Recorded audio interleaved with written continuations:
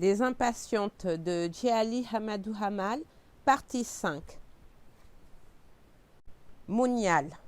Quand les invités se furent rassemblés, l'imam entra tenant une planche où étaient inscrits les derniers versets du Coran. Il fit répéter le texte sacré à Hindou, puis à moi. Toutes les femmes qui nous entouraient pleuraient. Chacune revivait à travers nous sa propre angoisse et ses désillusions, ce que je ne compris que des années plus tard. Quand le marabout ressortit, une fois sa mission terminée, un griot se leva et se mit à déclamer à 3 reprises d'une voix stridente. Ô illustre personne, c'est Haladji Issa, fils d'Aladji Hamadou, qui épouse Ramla, fille d'Aladji Boukari. Le montant de la dot est de 10 têtes de bœufs, déjà données et non à crédit. Nous avons tous entendu, soyez-en témoins, Dieu fasse que ce soit un bonheur. Après une courte prière, mon mariage fut scellé. Celui de Hindou suivit quelques minutes plus tard sur le même rituel. Ô illustre personnage, un autre t'égale, c'est Moubarak, fils d'Aladji Moussa, qui épouse Hindou, fille d'Aladji Boubakari. Le montant de la dot est de 200 000 francs, déjà donnés et non à crédit. Nous avons tous entendu. Soyez-en témoins, Dieu fasse que ce soit un bonheur et qu'il leur accorde à tous une descendance bénie et une immense richesse. Puis ce fut la fête avec des dizaines de chevaux, des griots qui chantaient nos louanges au son des tambours, des danses autour des banquets gargantuesques. Exclues de toutes ces réjouissances, les femmes écoutaient de l'intérieur de leur appartement, essayant de deviner les pas de danse ou les paroles des chansons. Dans la chambre où Hindou et moi passions la journée en attendant le grand départ, les jeunes filles du collège et de la famille écoutaient la musique et dansaient. Hindou affichait une sérénité qui me surprit et même un léger sourire. De temps à autre, je croisais son regard. On aurait pu croire qu'elle était une mariée heureuse et je l'admirais pour sa maîtrise. De mon côté, j'étais sidérée. Comment est-ce possible? Être mariée à un homme de 50 ans, moi qui à 17 ans étais la fille la plus belle, la plus intelligente, la plus rieuse de la ville. Oh mon père, je ne peux comprendre. Tes affaires sont florissantes comme celles de mon oncle, alors pourquoi me sacrifier à une cupidité toujours plus grande? Il y a tellement de filles dans la famille dont plusieurs seraient heureuses de prendre ma place. Alors, pourquoi moi? Oh mon père, tu as tellement d'enfants, mais c'est commode d'avoir des filles. On peut s'en débarrasser si facilement. Oh mon père, tu dis connaître l'islam sur le bout des doigts, tu nous obliges à être voilés, à accomplir nos prières, à respecter nos traditions.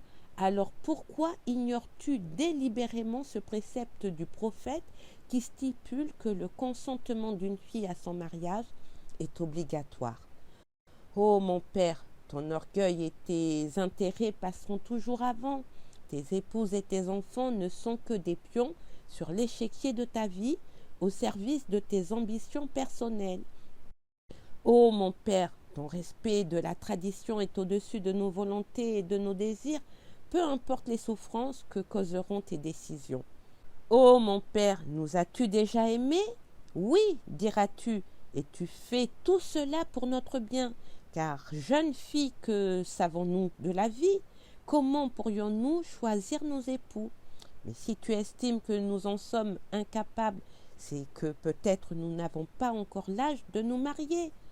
Oh mon père, je le comprends, nous habitons une ville hostile au changement, où il faut se conformer à la tradition, mais est-ce la seule raison de ton choix?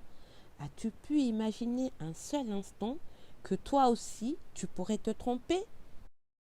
Oh mon père, je ne peux même pas t'en vouloir. Je suis une fille pour mon plus grand malheur. Je ne pourrai jamais, comme un garçon, me réfugier un jour dans ton giron ou pleurer sur ton épaule. Cela ne se fait pas. Une fille ne peut se rapprocher de son père une fille ne peut embrasser son père. Ses yeux ne trahissaient aucune nostalgie, aucun regret. Malgré mon amertume, j'aurais aimé y lire de l'affection. Maintenant que l'heure de le quitter est arrivée, j'aurais voulu lui crier mes sentiments. Et toi, ma mère, par souci de sécurité et par orgueil, tu m'as sacrifiée. Tu veux faire de moi une femme riche. Tu veux me voir au volant d'une voiture, tu veux que je sois adulée, respectée, tu veux tenir la dragée haute à tes coépouses et tu as misé sur moi. Tu m'aimes, tu m'admires, je suis ta fille et je suis parfaite. Avec ou contre mon gré, je dois être parfaite et enviée. Oh, ma mère, je t'en veux. Tu m'aimes, certes, mais tu m'as mal aimée. Tu n'as pas pu me comprendre ni me défendre. Tu n'as pas entendu mon cri de détresse. Tu m'as jeté en pâture, mais tu restes ma mère, la personne que j'aime le plus au monde. Oh, ma mère, je culpabilise de te faire de la peine. J'ai toujours essayé d'être celle que tu rêvais que je sois. Jamais je n'ai réussi. Tu aimais comparer le calme de Hindou à ma turbulence. Tu es arrivé à faire de moi une complexée et une insatisfaite. Je devais être la meilleure, la plus intelligente, la plus jolie. Je devais être ton rêve, ta fille, ton espoir. Tu m'as toujours répété que j'étais la cause indirecte de tes souffrances, mais aussi de tes joies. Tu es resté là pour moi. Je devais faire en sorte que jamais tu ne le regrettes. Oh ma mère, que c'est dur d'être une fille, de toujours donner le bon exemple, de toujours obéir, de toujours se maîtriser, de toujours patienter. Oh ma mère, je t'aime tellement, mais je t'en veux aujourd'hui. Oh ma mère, ressaisis-toi, regarde-moi. Ai-je l'air heureuse comme le doit être toute mariée? Et toi, ma mère, es-tu heureuse comme la mère d'une mariée? Pourquoi ces larmes que tu essuies parfois? Pourquoi ces maquillages outreux aujourd'hui, toi qui ne te maquilles jamais? Pourquoi ces yeux rouges derrière le col noir? Le soir, mes tantes avaient préparé l'eau que l'on devait, selon la coutume, servir à notre toilette. Elles y ont ajouté quelques pincées de henné, du parfum et des noix de cola. Ensuite, elles nous ont habillés d'un pagne riche et étincelant, nous ont maquillés légèrement et nous ont mis des bijoux en or. Elles nous ont aspergés de parfum et enfin, nous ont couvertes de grands manteaux noirs brodés et décorés de pierres brillantes. Une capuche nous recouvrit entièrement le visage. Je cherchais ma mère du regard, mais elle était invisible, comme l'était aussi celle de Hindou.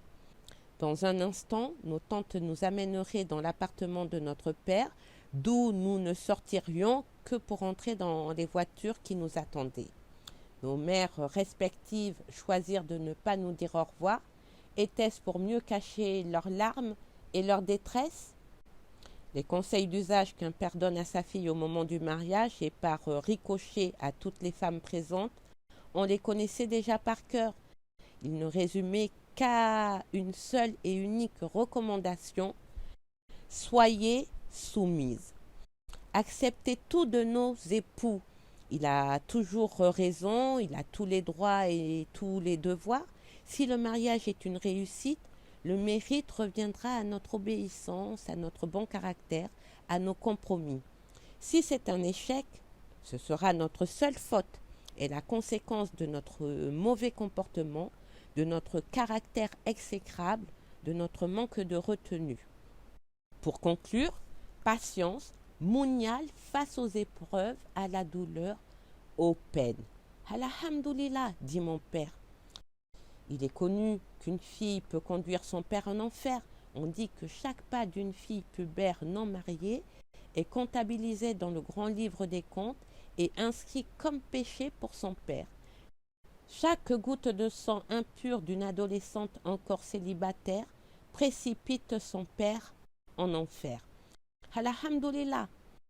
On sait que le pire des péchés pour un père est la fornication de sa fille.